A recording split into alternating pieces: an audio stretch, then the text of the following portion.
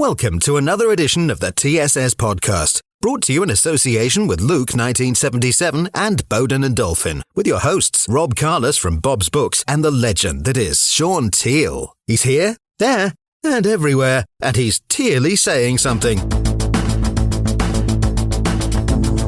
Hello and welcome to this week's edition of the TSS podcast. You all know the abbreviation by now. It is, of course, the Teale Saying Something podcast. It's me and Shaun Teale. Every 2 weeks we get together and we talk everything football. Bit of Aston Villa, of course, because we have to do that as a supporter and an ex-player. And we talk about the football topics of the day. And we've certainly got a lot to talk about with this week, especially with the end of the transfer window, which we've just had. So we're going to go into that. So first and foremost, hello, Mr. Teale. Good evening, Rob. How are you? I'm very well. How are you? I'm all right, mate. Good. Okay, so you went down the Villa on Sunday. Ridiculous time, 7 o'clock, as we all know, but it couldn't be helped with the fact that Crystal Palace were playing in the Conference League a couple of days before. Okay, so you was there in your ambassadorial role. What was the atmosphere like? Because on TV, it sounded awful. Well, at the start of the game, the atmosphere was really good, but obviously, I've got this horrible thing at the moment with Villa, the way we're playing. Everything's slow and sideways. So we had probably 75% of possession first half, but we never went anywhere. We never made a run up front. We never looked like getting in behind them. Ollie got in once and probably should have scored. But Morgan Rogers never got on the ball. We couldn't get anybody on the ball, and it just went side to side to side through the back four. And it became boring, if I'm honest, really boring. And then obviously we go one down with a penalty, and it was a penalty. It was, yeah, it was. Well, that's just because we didn't pick up. I mean, if Ezri Konsa stays with Mateta, then it doesn't happen. But, you know, these things happen on the pitch, as we all know. And then second half, we had a 15-minute spell where we looked like we were going to get ourselves back in the game. And then, of course, Mark Gahey scores a worldie, and the game's over and done. You know, we were never coming back then. What a goal. Unfortunately, what a goal that was. Yeah, great finish, to be fair. You know, I mean, you'd probably let him shoot from there 99 times out of 100 and he wouldn't hit the target. But, you know, obviously he hit it perfectly and it flew in the back of the net. From the angle I was watching, and obviously you was the other side to it from where you see it, but from the angle that I was, as soon as he hit it, it was one of those where you go, it's going in the net. Yeah, it's going in the net. Absolutely. You knew as soon as he took that touch inside and hit it, you knew where it was going to land. Yeah, exactly. It was a superb finish. We'll come on to Mark Gahey in a minute as well, because obviously we're talking about the transfer window. And obviously we're talking about Premier League games. And of course, our producer hasn't got a clue what we're talking about because he's a Birmingham City fan. But you know what? He puts this show together, so we got to give him a bit of grace. Yeah, I make you sound good. You do make us sound good. You don't make us look good, but you certainly make us sound good. A couple of bad results for your guys then. Yeah, a couple of bad results. I wasn't expecting a good result at Leicester. I would have been quite happy with the draw, but it wasn't to be, was it? And they were absolute dire, Leicester. I didn't see the game. Friday night game, wasn't it? Yeah, they're absolute rubbish. That didn't say much for your lot then, did it? No, it doesn't really, does it? No. Don't take the U, Ryan. Yeah, no. Don't take the U, Ryan. I actually watched the game, and I actually thought Leicester weren't that bad, to be fair. Well, yeah, you've got a. I heard they were very good, from what I'd been told. But there you go. Right. So, as everybody knows that listens to this, which goes out every 2 weeks. Occasionally, we have some very, very, very exciting guests on this show. We had a lot last season, and I'm pleased to say that we are starting with an absolute legend from Aston Villa. He's been there 3 times as a footballer twice and as assistant manager. He is an absolute legend. Of course, I'm talking about the one and only Andy Gray. Welcome to the show, Andy. Good evening, chaps. Good evening. Thank you very much for joining us and Not coming a problem. all the way from Qatar just to speak to us. I'm just thinking that Shaun being there, I mean, if it wasn't for me, his career would never have got started at Aston Villa, because I can remember Big Ron saying to me, "I'm not sure, Andy. Great left foot," he says, "but he looks a bit cumbersome to me." I said, "Ron, this boy's got a chance. I said, we need to take a gamble on him. And of course, it wasn't a gamble. Shaun was a very sound signing. So I'd like to take a lot of credit for his Aston Villa career. That's what I like about Andy Gray. He's got no ego at all about him. Not at all. No, actually, Shaun was a terrific signing for us back then in the day. He really was, just when we needed it. Yeah, I started his book about 3 years ago, Andy, and I was there home and away with Villa during those times, and I can honestly say that this guy who played for us for about 2 or 3 seasons, as you know, he absolutely loves the Villa. He's as much a Villa fan as I am, and I've been doing it for 50 odd years. Yeah. That's the way you feel about him. And every time we went to book signings and things like that, the amount of love and respect and how popular he was. So thank you very much for bringing him in. I don't mention it. It's an absolute pleasure. Yeah, you've kept that quiet. You've kept that quiet. Going red here. Well, I haven't. Listen. I haven't seen Shaun for time immemorial since we last touched spaces together. So it's good to see him. Last time I saw you, Andy, was in Spain. Was it? Yeah, in your apartment. In Porto Banús. Yeah, in Porto Banús. Wow, was it really? Obviously, we were very much misbehaving ourselves. I can imagine. He must have tried to get a free couple of weeks at your place. I'm telling you. Andy, do you know he only came into football so he could take a free kick? He's that tight, honestly. Really to be fair, the boy had a decent left foot on him. He was he was great on that left-hand side. And, let's start with that 92-93 season, that inaugural one for the introduced Sky Sports as main, go back a bit. as the main contenders there on the TV screen. How close, from your management point of view and your playing point of view, Shaun, how close, guys, did we come to actually winning that league? We were... Go on, Andy. That first season. Well, the stats show you how close we came. I can remember was it the Man City game at the end of the season? Yeah. At Villa Park that basically put an end to that. I actually thought that was the season after I left, I think, and I had withdrawn, put the seeds of success already in the team. No, we'd left a great team. When I left, I thought we had a real good chance because what I saw Ron building the year before was good. It was really good, as Shaun will testify. And we had a lot of really exciting footballers in that side. And I knew they were going to go close when I went to Sky the following year. I knew Villa were going to go close. And I thought with Big Ron, if there was one thing or one manager who could get them over the line, it was him, and they just came up short. It was no disgrace. They played well. They were terrific to watch, but they just come up against a side at a time. Sometimes you don't get, as a couple of results go against you and cost you, and I think that happened to Villa that season. But they went really, really close. I think they had the right mix with Ron. I think Jim was his assistant then, and the guys that we had amassed there and brought there.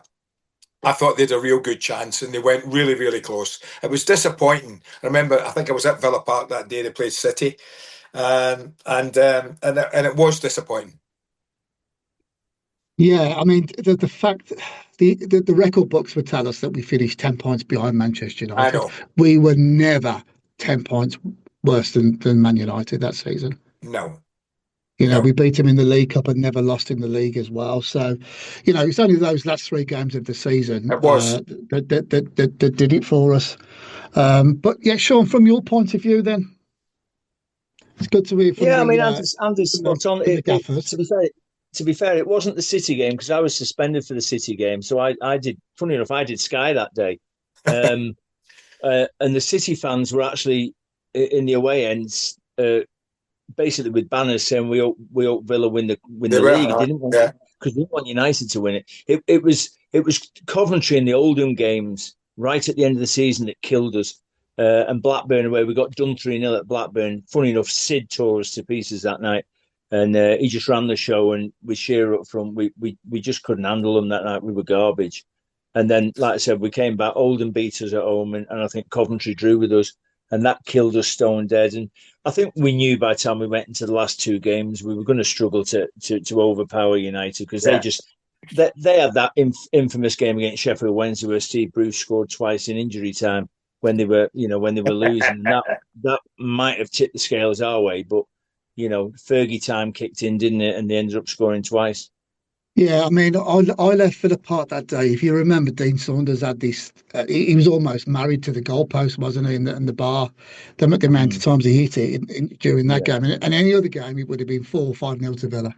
But I left that game and got to my car, and the game at United was still going on, and it's a good 15-minute walk from where I was sitting in those days. So yeah. Anyway, that's enough of the 92-93. Let's fast forward to the team that we've got now. We haven't started off very well in the three games. I'm not sure as to why that has happened so far. Perhaps you gents who have played the game and managed in it can give us a bit more of an insight into that. But I will say that I quite like the transfer window and what we did on that last day. First thing I want to ask you guys is, why on earth do they leave it to the last day to get all the business in? Good question. Go on, Andy. Why?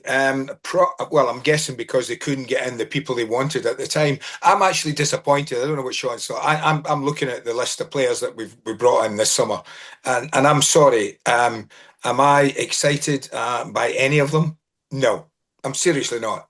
No. Do I believe that this group of players is going to take us forward?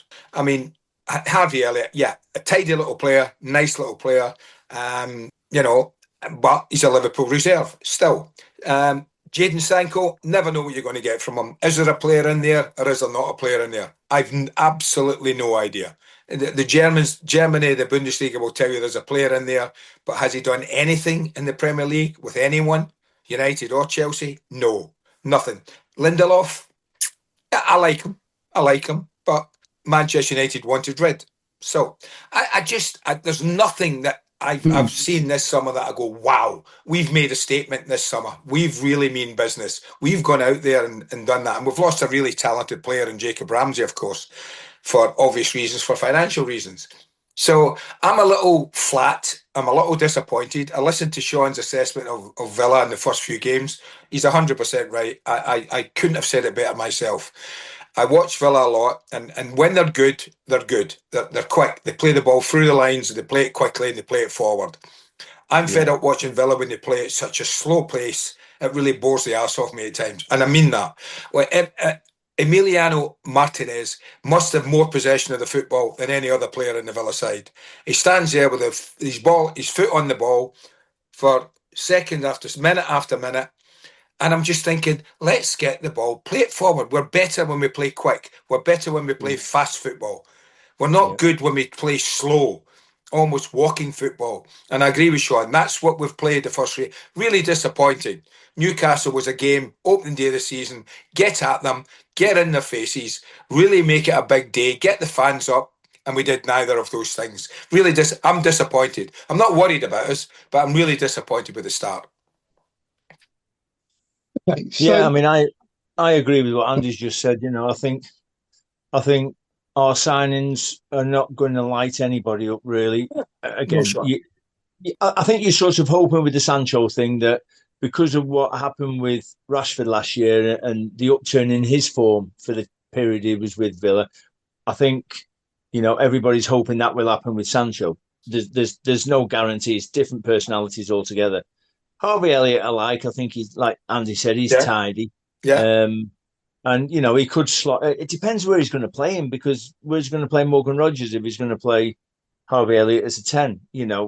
How's it all going to fit together? That's what worries me. And if we can't get the ball to those players up there anyway, it's pointless because we don't create anything. No. Lindelof, I'm a bit like Andy. I like him as a player, but there's a reason they didn't give him another contract. He's had quite a lot of injuries over the last 2 years. I've got a funny feeling that he's been brought in more to play right back than centre back. I think there's a question mark against Matty Cash at times, and I think going away from home in Europe, I think Lindelof might get the nod in Europe because he's a steadier player. Yeah, he's a left-footed right back than he would be, Shaun. He's very left-sided. He's like you. He's very left-sided. Yeah. Playing him at right back.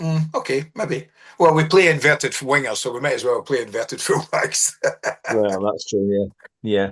It'd be interesting to see with the three new additions how we pan out in the next game. And that's going to be a toughie going to Everton in the next game. Is going to be really tough because they're on a high at the moment. Jack's gone there and is tearing it up with 4 assists in 2 games. And I've watched both of those games, and to be fair, they've played okay. Everton, they've looked sharp.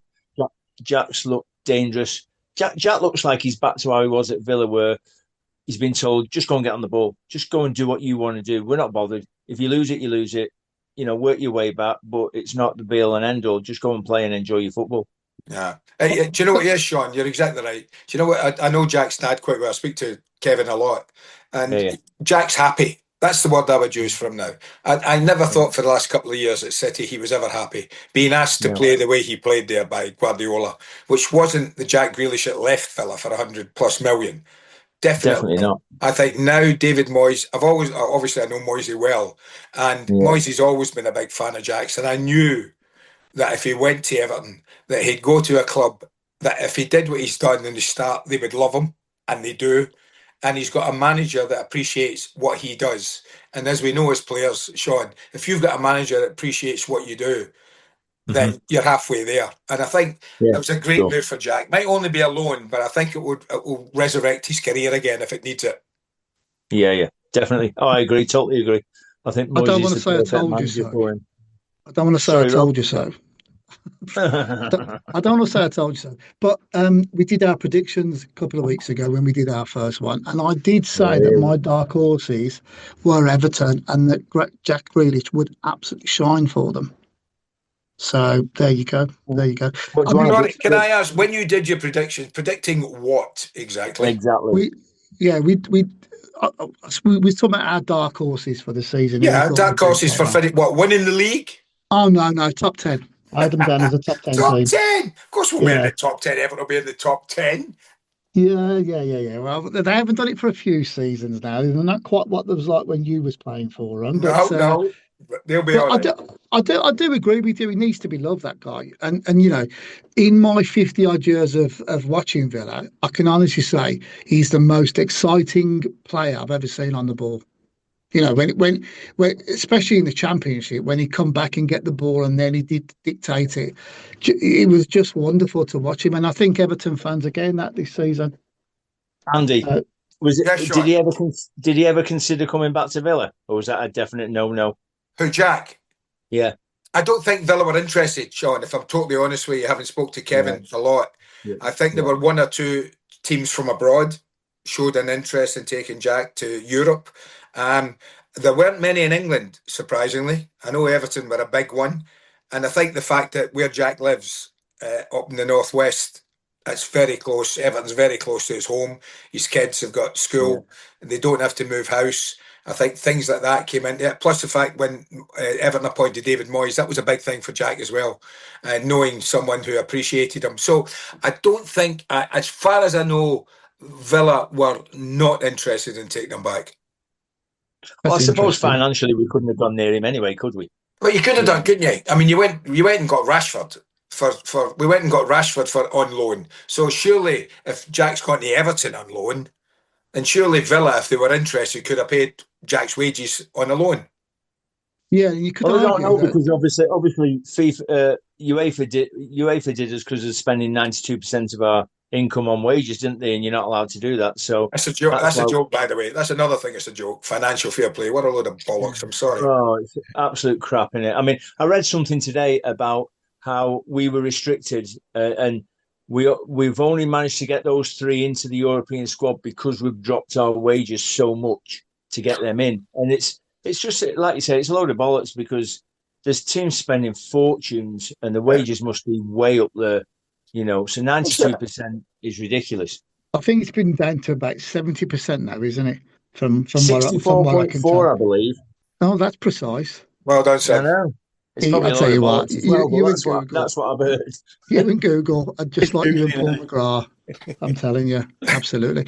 Another thing is, you both talk about, could we afford Jack's wages? If it's true what's been reported, and we are paying 80% of Sancho's wages still, that's around 280,000. So No, I'm pretty sure he's we on could have afforded 250 grand at United, isn't he? Yeah. Easy. Wow. 250 grand, so 80% is 200k, basically, roughly. You really have got Google. Ah. I'll tell you what, he's clever. Oh, he was always like that as a player. Anytime we talked about wages, he was right up there. Yeah, I know exactly. Magic, anything to do with money or Oh, he was right there. I know it was the You can early always fuck 90s, Andy. I know it was the early 90s, but couldn't you have stipulated that to sign for Villa, he had to shave off that moustache that he used to have? Tealey? You can't have that. What? No. His porno moustache? My Well, German porn star moustache was No. part of me. yeah. We And just, you'd have you know it what, back I as don't- well if hey. it wasn't for Carroll. You know what? I go to Villa Park now and they ask me where it's gone. I got rid of it in '94. Right, so going back to the transfer window then. Okay, what do we do about Emi Martinez then? What is going to happen there, guys? Come on. what would you mean Well, was going to happen? Right, so football is a fickle game, right? From a fan's point of view, Yeah. right? A lot of fans on social media are saying, "Get rid of him. I hate him. He's done," and others are saying we got to welcome him back because he's a great goalkeeper, right? I sit in that second camp that I think we're better with him than without him, but d- d- what's happened there with the situation? I guess none of us know it, the full implications of it. But does he just need to get his head down now and start playing and saving penalties and being a complete nuisance again to the opposition players? Is that the way he's got to play, or do we play Bezo or whatever his name is in goal? What do you think is going to happen with Martinez? Go on, Shaun. Well, to be fair, he's got no choice anyway now because he's not going anywhere at least till January. So basically, he's got to come back from Argentina, get his head down, and prove to people that he wants to be at Aston Villa. If not, then Unai Emery's got a decision to make. Does he make Bezo his number one, or does he hang on with Martinez? I mean, the part I don't get, and Andy might be able to fill us in on this, is it was reported that Emmy had sorted his wages out with United. Now, if he's on contract at Villa, how the hell can he sort his wages out at another club? Obviously, it's through his agent, or his agent's got a big part of that. But surely in a way, that's poaching a player if you're sorting wages out before there's even a deal between clubs. Shaun, that the world we lived in when you played is sadly not there anymore. Doesn't exist. No, I know. Yeah. You only have to look at the summer when people like people like Isak have basically done deals with the clubs they're going to, even though they're still at the clubs they're playing for. Deals are done. Yeah. Emi Martinez has had an offer. He knows that the offer, he knows exactly what it is. He's discussed it with his agent. The beauty of agents, as you know, Shaun, is if the player can distance himself from his agent and hold up his hand and say, "Not me, Gov. That was my agent who did that. What did that? Oh, really? Not without your say-so, it wasn't." So, I mean, I think Emi Martinez is, listen, whatever he's done, he's been terrific for Villa. We cannot deny that. As goalkeepers go, he's been absolutely top class. Now, like everyone else, has it seen its time? Has it run its time? Has he got something for pastures new? Yes, he probably has. They won the World Cup here in Qatar, and then from that day, I think his stay at Villa, I think, was going to be limited, because I do think some bigger and Villa fans don't shout at me, but there are bigger clubs around the world who would love Emiliano Martinez and go for them. And I think that's a simple fact that we have to accept. The fact that he's still there surprises me more than he's going. What will he do? Who knows, Shaun? I don't know. Footballers are different from our day. Normally, if he didn't go, right, get on with it, let's go play. I'm going to do my best, and maybe I'll go in January, maybe I'll go next year. I don't know. But the thing is, whatever Villa fans think and how disappointed they are, as soon as he plays and makes a couple of great saves in a big important game that wins us the match, it's all forgotten. Life carries on. Yeah, absolutely. 100%. Yeah, a lot of Villa fans are going, that are backing him will say, if he turns that ball, or we're winning 1-0 with a minute to go at Everton, and Jack Grealish has a brilliant shot, and he turns it round, tips it round the post, we're going to forget everything that went on. And that's what I was talking about, the fickle side of it. I mean, do you blame? I mean, I know you've mentioned there that he's got Mendes now, hasn't he? I guess he's one of the super agents. Has he turned his head a little bit? Has the agent done that? Who knows? We're not privy to them conversations, are we? Let's face it. At the end of the day, the agents are not just looking after the player; they're looking after their own back pockets. So, if they can see a deal to be done that's going to earn the player money and earn them a lot of money, they're going to do the deal, whether you like it or not. They're going to do it. You look at the Isak situation, the Wissa situation, and there's been others over the last few years. The agents are going to force that move if they can, because they make out of it, and all they're interested in at the end of the day is making money. What was the agents like in your days, guys? In the 70s up to the 90s there. Okay. Hey, mate, are you sure? When I went for that record transfer from Villa to Wolves, you'd think you'd have an agent who'd talk me through that. Not a cat and house chance. Yeah, I was like, you were kind of hung out to dry with, I think, maybe an accountant if you were lucky. You'd have an accountant who might advise you. But absolutely, I did that deal. Well, I call it a deal. It was hardly a deal, but I did that move without the help of basically anyone. I don't know if Shaun had an agent. I can't remember if you had an agent, fella. Did you? When I moved from Bournemouth to Villa, yes, I did, but he didn't have a great deal to do with anything because I never saw him. I think I met him once. Shaun, was he wearing a flat cap and a sheepskin and a big cigar? when I moved from Villa to Tranmere, I had an agent. Because I was going into Tranmere as their record signing, which funny enough, I still am. Sorry, hold on. Let me stop you there. You needed an agent when you went from Villa to Tranmere. Yeah, believe it or not, Andy, I had come on, Phil and John Smith, first artists. Oh yeah, I had them. Yeah, well, I took that. I went with them about 2 years before I left Villa, so 2 years into me being at Villa, right in the middle of it. I took them on. But not so much for transfers because of the other bits and bobs they could get you at the time or start. Yeah, that was it. That's what I used them for. And then obviously the move came up. Me leaving Villa, the move came to go to Tranmere. And at the time, can I ask you, Shaun? Shaun, let me ask you because I'm interested here, honestly, mate. Yeah. What made you go from Aston Villa to Tranmere? Great question. The honest truth, I never got an offer from another Premier League club. Okay. Never got an offer. That surprises me. Yeah, never got an offer. Tranmere were the first and only club that came in for me that summer. And I knew I wasn't going to, but Bryan had been dead straight with me, Bryan Little, and he'd said to me, listen, he thought he was bringing in Chris Coleman from Palace. All right. And he was convinced 99. He said to me on the phone, "I'm 99% sure the deal will get done. So your time's going to be limited on the pitch." Well, I was 32 by then, and I thought, you know what? I don't want to sit. You've answered the question. You were 32, exactly. You're right. You don't want to sit your ass. So I appreciate. I respect that because I was the same. So I spoke to Johnny King, who I knew anyway, so it was easy enough to speak to him. And they came up with a package. They spoke to Phil Smith, came up with a package, and I was like, "Do you want to repeat what they're offering me?" And it was ridiculous, Andy. It was ridiculous. Compared to what I was on at Villa, it was ridiculous. Wow. So it was like, you know what? It's a no-brainer. Just go. No-brainer. Yeah. Agreed. Yeah. Well done. Nice one. So we shipped off back up to Southport. And I joined Tranmere, and of course that only lasted 2 out of the 3 years. Anyway, I ended up playing with Moisey at Preston. You're joking? Did you really? God, you must have covered a lot of ground for him playing back there with him. I'll tell you. My last game was Luton away. We got beat 5-0. Oh, for God's sake! Oh, bless him.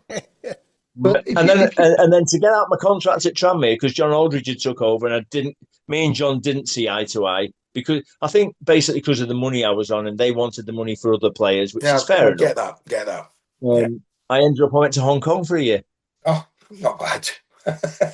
So just to get out of the way, really, just to see my contract out, because there was nothing about it. That I was 32, like I said. In fact, I was probably nearly 33 by then.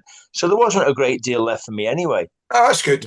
No, I mean, it was strange that that no Premier League club came in for you. But if you look back at those days, Tranmere were an up and coming team, weren't they? They were close to promotion. They got to the semi final of the League Cup and lost to us in '94, and they got to the final about 4 or 5 years later of the League Cup as well. So they had a bit of ambition at the time. They've been in the playoffs. They've been in the playoffs 4 years on the bounce and not made it up. And I think they brought in, like, Gary Stevens from Everton had come in by that time. Pat Nevin was there by that time. Aldo was there, and they brought me in, and I think they thought, put all them together, we'll get up. Yeah, and it went from bad to worse because Kingy got the sack halfway through the season. Oh, for God's sake! I know. It was because of Teale. Yeah. Jinxed it. Absolutely. Yeah, I got a double hernia and didn't play for about 3 months. It's your fault, man. It's definitely your fault. My fault. That's a good insight into agents. I feel like getting the popcorn out listening to you guys talk. I'll read there. Browne, have you got any popcorn there? I haven't, no. I've got some. Honestly. Sabi, please. I'll tell you what, though, Andy, talking about your move to Wolves in '79, you broke my 13-year-old heart when you did that. Yeah. You really did. But those from 75 to 79, just fantastic. But we'll talk about that a bit later. Right. So so we lost again to Crystal Palace.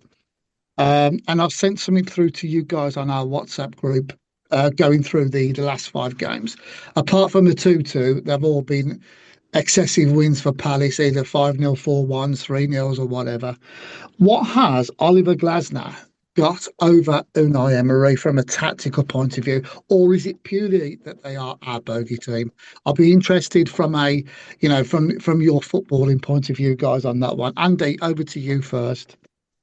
Listen, football's a funny sport in respect that sometimes you do have teams that you play against, and for whatever reason, it doesn't happen. Now, that shouldn't be the case now, and it shouldn't be the case with Aston Villa. I don't know. Glasner, the thing that disturbs me about those results is Oliver Glasner is not somebody who changes the way he plays.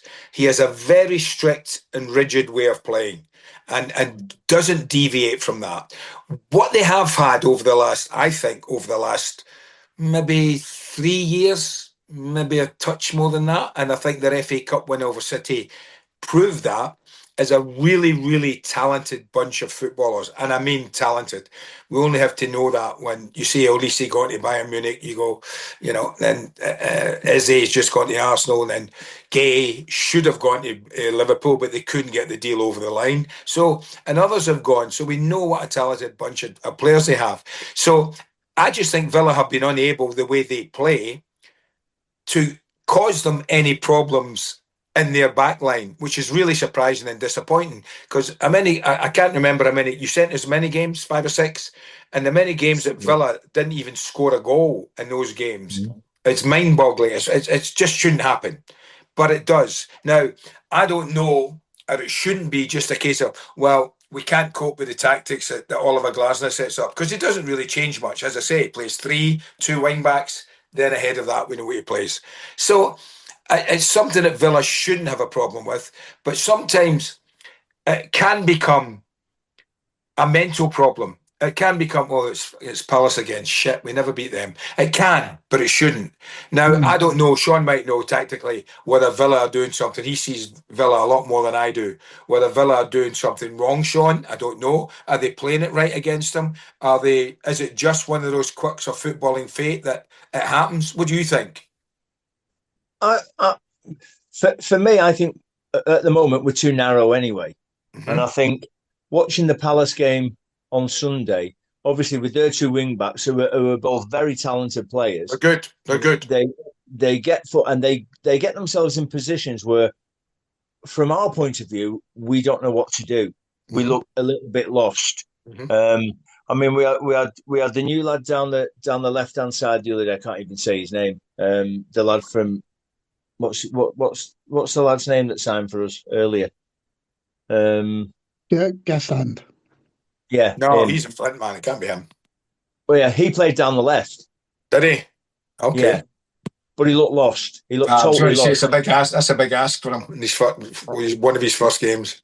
Yeah, so we've got Ollie up front and we've got Morgan Rogers in the hole, and then on the other side we've got Daniel Marlin again, who looked lost. Yet pre-season you watched Daniel Marlin and he was ripping teams to pieces because of his runs.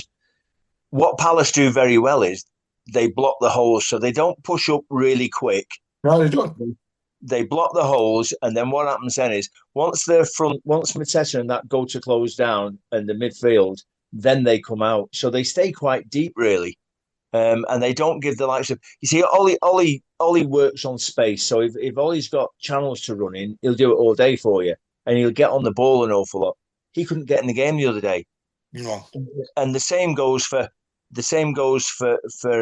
Morgan Rogers. Every time the ball went into Morgan Rogers, there was an instant challenge. So he never had the time to take a touch and turn as he likes to do and run at people because there was no space for him. And I don't think we've managed to suss out how to break that kind of system down. But it's not just that, Shaun. It's not just a case of them. It's a case of what Villa don't do. You touched on it, I think, earlier there, that creating chances has been a major, major problem for Villa. You're right. Yeah. If Morgan Rogers doesn't get in the ball, I look at that team and I think, right, who is actually going to unlock a defence? If it's not Morgan Rogers, then and if Ollie Watkins doesn't get space, if I'm an opposing coach, I'm saying, right, here's a couple of things today, guys. If we want to make this game easier against Aston Villa, don't allow Watkins in behind. Don't let him give him space to run in behind. And as soon as Morgan Rogers gets on the ball, bang! I don't care who it is. Get on his face. Yeah.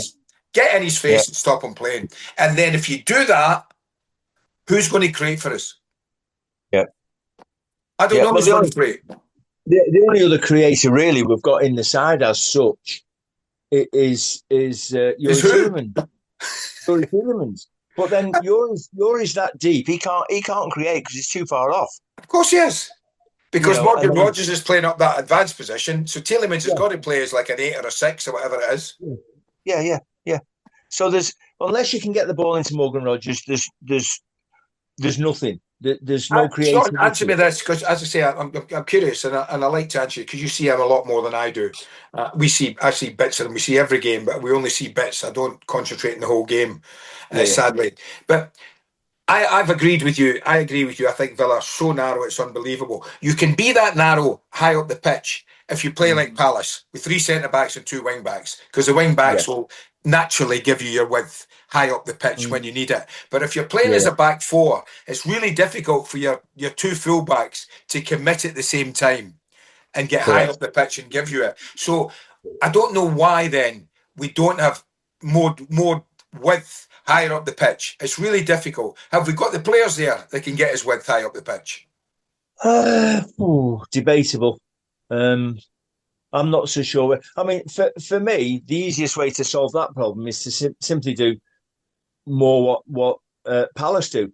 We could bring Pau Torres in the team as the centre of a 3 and get him on the ball, and then we can put the fullbacks on. Would you like, in serious though, take Palace, forget Palace, right? Just for a minute, because we can get blindsided by just Palace results. But do you think, could you ever see Unai Emery going with a back? I mean, I think he's done it a couple of times, hasn't he? Played a back 3 and wing backs. But it's not something, do you think, that he would put, right, most games we're going to play with a back 3? No, it seems to me he's a back 4 man, and that's how he's going to play. Definitely. So then you've got the issue of who's your wide men. Daniel Marlin's not an out-and-out winger, whatever anybody says. No. And the other lad that we just spoke about. Gusand. Is Gusand, no?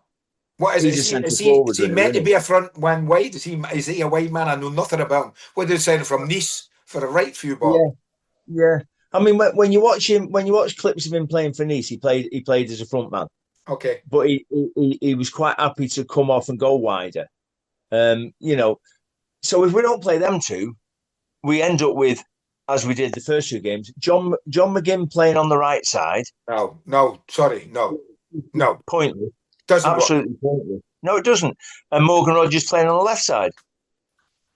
So you're trying to fit square blocks in round holes. Yeah. So for me, we can't play that way. We have to find a different way of playing completely. And I'd like to see us play with some pace, Shaun. A bit of pace in the game. Get some energy into it. Lift the thing. I'd sit there and watch it, and it goes centre back to full back to centre back, back to goalkeeper, back to centre back to full back. Honestly, I'm just saying there. Sorry, are there no players at the high end of the pitch here that we could maybe get them involved in the game? I'm sorry. How many passes do you want to play in your own half? Unbelievable. I'm not against the passes if there's an end product to it. So I am. If you're moving the ball quicker, then you're going to make holes because you can't be covered all the time. But it's so slow. It's so one paced. Matty Castle. Here's one for you, Shaun. I agree with you. The passing, right? Here's one. I remember years ago in an airport coming back from a European game, and Arsene Wenger was in the same airport, and we sat down and chatted to Arsene, and we were talking about his Arsenal side. He was an Arsenal manager at the time, and we were talking about the season. He said, "Yeah, the season was mixed." He said, "We were sometimes good, and I was not happy with others." I said, "What was the main difference?" And I didn't understand it. He said to me, the biggest difference, Andy, was the speed of our passing. And I went, what do you mean the speed of our passing? He says, the speed of our passing. He said, when we're poor, we're slow on the ball, we pass it square again. When we are fast, when we take it and we take 1 and 2 touches and pass it forward through the lines, he said, we are a totally different team. And when the speed of our passing is up, our performances are up. And I think Villa's speed of passing is so slow at times, Shaun. So slow at times. Oh, I totally agree. I mean, you only have to go back to last season, Man City at Villa Park. Morgan Rogers destroyed Man City that game because he found spaces in the middle of the park, picked the ball up and ran at them and created things by running at them. We're not getting that off Morgan Rogers now. All of a sudden now Morgan Rogers will beat 1, maybe beat 2, and then try and beat 3 and lose the ball. And it's all coming back. It's all coming back on us then. But I agree. I agree. The pace, our pace of game now has gone really slow. I read an interesting stat today, funny enough, about Villa. 3 years ago, when Emery came in, we played such a high line. We had the most. We caught teams. Remember that. Now we don't catch anyone offside because we're so deep. So is that because we've been found out? Is that because we've been found out? Well, I think there's a right way of doing it, isn't there? I mean, what's it called? Tottenham had the same problem, didn't he? He wanted to play this silly high line, and Mickey van der Ven was there out because of his pace. But that can't work all the time, So it's got to be. I mean, Andy will tell you when I was at Villa and it was me and Paul. If Paul went for the ball, I dropped. If I went for the ball, Paul dropped. Because that's how you recruit as kids out of defenders, centre backs. Now they just don't pick anyone up anymore. They just sort of keep that shape of a back four in a straight line. And if one ball, we got done loads of times last year, Villa, one ball over the top, and we couldn't recover. Because we're not the quickest at the back anyway. Ezri Konsa's relatively quick. Tyrone's, because of his stride patterns, relatively quick. Pau Torres has got no pace. No. So you can get found out with one ball, and it happens too often. Well, that's a worry with Lindelof because he hasn't got pace either. So we've got potentially 4 centre-backs there on the left and right that have got no pace. Well, we could play Victor and Pau Torres together, and then even out, me and Andy would be quicker. Oi, steady on. Steady on. I remember I've seen you playing coach. Don't worry about that. No, I never professed to be quick. I mean, the one person who was quicker than people ever gave him credit for was Big Paul. Oh my God. Oh. My God. People thought he wasn't quick. He was ridiculous. Quick. He was ridiculous. Yeah, definitely. He was amazing. I just think with us, we may be looking and I'm always reluctant to do it. We may be delving too deeply into certain problems after 3 games. I can always remember when Arteta took over Arsenal. I think he lost his first 3 games as an Arsenal coach. They were bottom of the league, and everyone was clamouring for this mistake that Arsenal have made. I think beginnings of seasons can be difficult. They can be, and especially this one, when we've got 3 games international break, 3 games international break, 3 games and international break, right up till December. There's a September, October, November. There's nothing apart from a disjointed start to the season, and it's really difficult to get something flowing and get it going when you just think, all right, we've played well that game. Now we've got to wait 2 weeks to play again. That can be it can be bad for you as a footballer. It really can. In the same way, Definitely. what it does do for Villa is it gives Villa an opportunity to say, hold on. It gives Unai Emery a bit to say, okay, let me have a look at these 3 games with my coaching staff. Let's sit down and think, what have we done wrong? What can we do better? It does give them. So there's a bit of both. If I'm at the top of the league now, I don't want a break, do we, Shaun? You don't want a break. You want to keep playing because you're winning football. Yeah. Liverpool don't want a break. They want to keep playing. Right? Correct. Aston Villa want a break. Yeah. He wants 2 weeks now. He's sit with who he's got left. I don't know how many of our players are away on international duty. There'll be a few. But he can sit down with his coaching staff and go through, this is what we need to change. This is what we need to do. This is where we need to get to. And I think that's the one advantage of a break like this, is it gives a team. But I don't think it gets you any fluidity in your performance when you're disjointed like this. Yeah, I agree. That's very true from a fan point of view as well. In previous seasons, when we've been top 4 or 5, I've hated these international breaks because I want to see Villa carry on the momentum. Right now, as you quite rightly said, Andy, I'm kind of like glad we've had this international break. Oh, nobody likes that. I mean, I talked to my father-in-law who's here with me tonight. I whisper this, he's a West Brom fan, but never mind. I'll forgive him for that. But he's one of those fans. He's one of those fans who they hate international breaks because the club football's not being played. And you go, well, England are playing. He goes, well, so what? I want to see my team play. I want to see my club play. So most fans, not all, but most fans hate international breaks because it means they can't see their team. Yeah, definitely. Definitely. Yeah, definitely. Just a quick one, guys, before we wrap up tonight's show. My dinner's getting cold.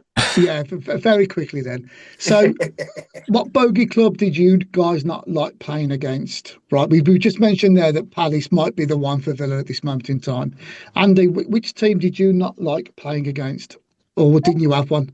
I mean, the only thing I would say, I didn't dislike playing against anybody. I think Shaun, like anyone who knew me would testify to that. But I never, ever scored a goal in my professional career at Old Trafford. Wow. And I don't know why, no idea. Had played there often enough. I only ever scored a goal there when I played for Glasgow under-18s against Manchester under-18s at Old Trafford. And that was the only goal. I never scored a goal at Old Trafford for whatever reason. Everywhere else, yeah. But somehow at Villa, Wolves, Everton, never got one at Old Trafford. Wow. At home, regularly against Man U. One of my first goals for Villa. I remember was against Man U. I remember it well. Teale, what about you, mate? No, I don't. I don't really think we had a bogey team as such. We certainly had teams that we loved to play against. Everton was one of them because we always used to go to Goodison and win. Yeah, it was just a foregone. It was like we were their bogey team. Tottenham was another one. We'd always do really well at Tottenham. Yeah, I'm trying to think of bogey teams. I'll tell you, it was a bit of a sticking thing for us was Coventry. Oh, shut up. Don't say that. If Richard Keys is listening, he'll fucking be all over that. You behave yourself. No. I've always told we battered Coventry. You remember Quinny scoring the hat-trick on Boxing Day against us at Coventry? God. But I You always know, say to and then- Keezy, whenever I was having a bad spell, I'd look at when we played Coventry, knowing that I'd score that day. So, Yeah, no, it's you true. never. No, you never. Yeah, it's very true. All right, we'll finish off now, guys. We've had an hour or so. It's been a great insight from two legendary players there. Just a quick one from your side, Andy. You're back with me on the 11th of October, as we are both down at the Cornwall Lions. Yeah. With a night out with the supporters club there. There are still a few tickets left, very few tickets left now, I must say. Yes, I know. I can't I know. believe that. Sick. If people want them, and obviously you've only just come back from your holidays and all that kind of stuff, get in touch with Dave Wicks from the Cornwall Lions and just go on social media, Cornwall Lions, and you can pick up the very last tickets of that. So we're looking forward to that night, Andy. Yeah, very much so. Looking forward to coming down Exactly. and seeing you guys. Yes. Exactly, and we're looking forward to hosting you as well. Right, well, that brings us to... Rob, I can't believe Andy's got tickets left. We sold out in an hour. Oh, your ass. Oh, Your ass here we sold go. out, didn't it? Yeah, Anyway, listen, it's Shaun. It's brilliant to see you and talk with you again, young man. I have to say, it's good to see you. it's great to see you, Andy. Thanks for coming on. Fantastic. Now, you take care, pal. It's been a pleasure. Cheers, guys. Thanks, guys. I'm going to go get my dinner now. You go Go get your on. dinner. Thanks, This guys. show God will bless. go out on the 8th of September. Yep. So this is pre-recorded. Great show. Thanks, Andy, for coming on Cheers, tonight. guys. I'm off Teale, now. Browne, Goodbye. Browne. Cheers. Yeah, Andy. Up the Villa. Thanks all.